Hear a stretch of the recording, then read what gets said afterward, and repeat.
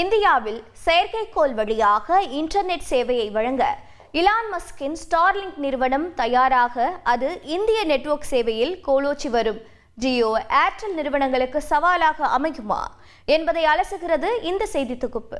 விண்வெளி உலக சாம்ராஜ்யத்தின் அரசனாகி வருகிறது எலான் மஸ்கின் ஸ்பேஸ் எக்ஸ் நிறுவனம். விண்வெளியில் பல சாதனைகளை படைத்து வரும் அந்நிறுவனம் உலகின் மூலை முடுக்கெல்லாம் அதிவேக இன்டர்நெட் சேவையை செயற்கைக்கோள் வழியாக வழங்குவதை இலக்காக கொண்டிருக்கிறது.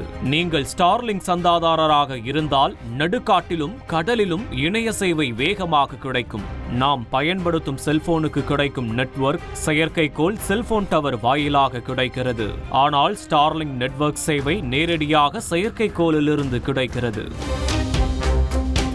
இந்த திட்டத்திற்காக குறைந்த இடைவெளியில் தொடர்ச்சியாக ஸ்பேஸ் எக்ஸ் நிறுவனம் செயற்கைக்கோள்களை அனுப்பி வருகிறது.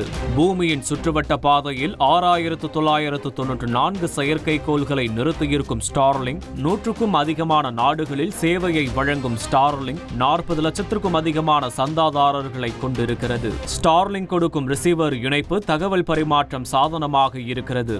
ரிசீவரை வீட்டில் மட்டும் பயன்படுத்தும் வகையிலோ அல்லது கடல் காடு என எடுத்து செல்லும் வகையிலோ பெற்றுக்கொள்ளலாம். தொலைபேசி கேபிள் போன்ற பாரம்பரிய நெட்வொர்க் சேவை அடைய முடியாத இடங்களிலும் செயற்கைக்கோள் வாயிலாக சேவையை வழங்க முடியும். டெக் உலகில் ஒன்வெப், அமேசான் குவிப்பர், வியாசெட் போன்ற நிறுவனங்கள் செயற்கைக்கோள் வாயிலாக நெட்வொர்க் சேவையை வழங்குவதில் ஸ்டார்லிங்குடன் போட்டியில் உள்ளன.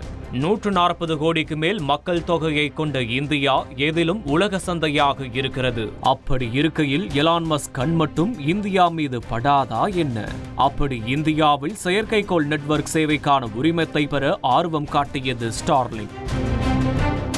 அப்போது மத்திய அரசு பயனாளிகள் குறித்த தகவல்களை உள்நாட்டிலேயே சேமிக்க வேண்டும், தேசிய பாதுகாப்புக்கு கேட்கும் போது தரவுகளை வழங்க வேண்டும் என நிபந்தனைகளை விதித்தது. இந்த நிபந்தனைகளை ஸ்டார்லிங்க் ஏற்றுக்கொண்டதாக தெரிய வந்துள்ளது. ஆனாலும் சில சலுகைகளையும் கேட்டிருக்கிறது ஸ்டார்லிங்க். உள்துறை அமைச்சகம் அதை பகுப்பாய்வு செய்ய இவ்வாண்டு இறுதியில் நெட்வொர்க் சேவையை இந்தியாவில் வழங்க திட்டமிட்டுள்ளது ஸ்டார்லிங்க்.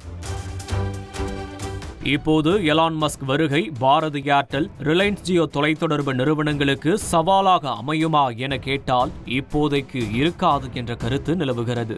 இந்திய மார்க்கெட்டில் எப்போதும் விலை நிலைத்தன்மையை தீர்மானிக்கும். அந்த வகையில் ஸ்டார்லிங்க் சேவைக்கான கட்டணம் அதிகமாகவே இருக்கிறது. ஆம், இந்தியாவில் பிராட்பேண்ட் இணைய சேவைக்கு மாத கட்டணமாக 400 ரூபாய் தொடங்கி 600 ரூபாயாக இருக்கிறது.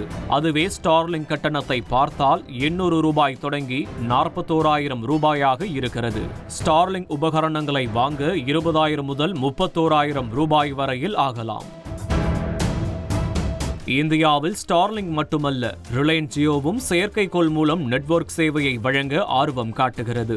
இதற்காக ரிலையன்ஸ் ஜியோ இப்போது லக்சம்பர்க்கை தளமாக கொண்ட முன்னணி செயற்கைக்கோள் சேவை வழங்குனரான SES Astra நிறுவனத்துடன் கூட்டு சேர்ந்துள்ளது. இதில் ஒப்பீட்டளவில் மஸ்கின் ஸ்டார்லிங்க் நிறுவனம் அட்வான்ஸாக இருக்கிறது.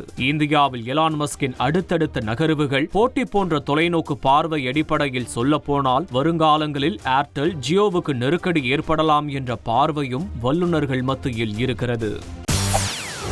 செய்திகளை உடனுக்குடன் தெரிந்து கொள்ள உடனே சப்ஸ்கிரைப் பண்ணுங்க.